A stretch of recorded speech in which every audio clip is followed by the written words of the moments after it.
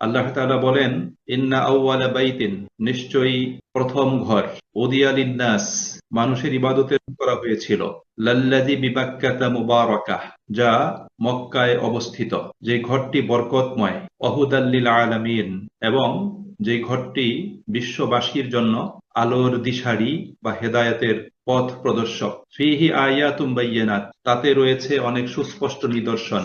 মাকামু ইব্রাহিম, তন্মধ্যে অন্যতম হলো মাকামে ইব্রাহিম।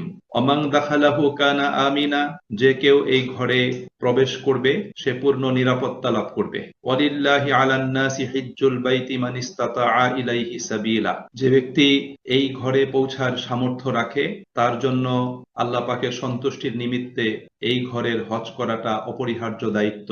অমান কাফারা, আর যে ব্যক্তি কুফরি করবে, অস্বীকার করবে, ফাইন্নাল্লাহা গানিয়্যুন আনিল আলামিন, তার জেনে রাখা উচিত আল্লাহ তাআলা জগতে কারো মুখাপেক্ষী নন।